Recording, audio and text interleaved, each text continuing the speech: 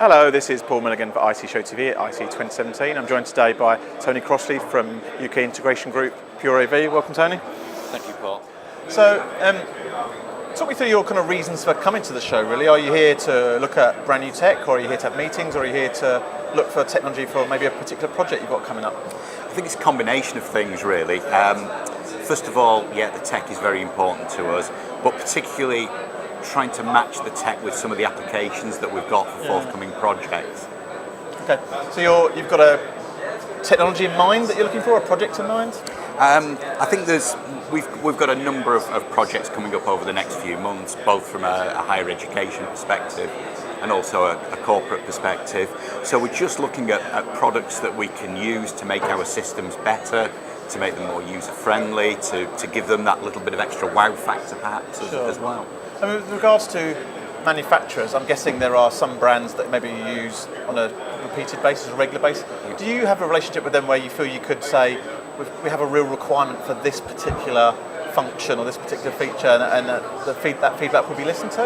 Yeah, there are certain manufacturers that are very, very good at that, and you know, we can talk to them, we can make suggestions, and you know, sometimes it falls on deaf ears, but sometimes, you know, they will come back to us maybe 12 months later with something that is pretty near to what we're looking for. So probably one of the great things with the AV industry is that the manufacturers do tend to listen, and that information does go back to China, Japan, Korea, wherever the products are made. Sure. I mean, how do you juggle the desire and the need to install new technology with also the requirement of it being tried and tested, and you know it's going to work and it's not going to fail and maybe damage your relationship with that client? It's always the big item, really. That is the fact that, and some of it is client dependent. So if we have a client who are maybe not particularly tech savvy and they're using AV to help them deliver their presentations or something like that, that would maybe cause us to lean towards more tried and tested technology. But then again, we have some clients who are true innovators, and they're happy to take a few risks, to try some really sort of high-tech technology.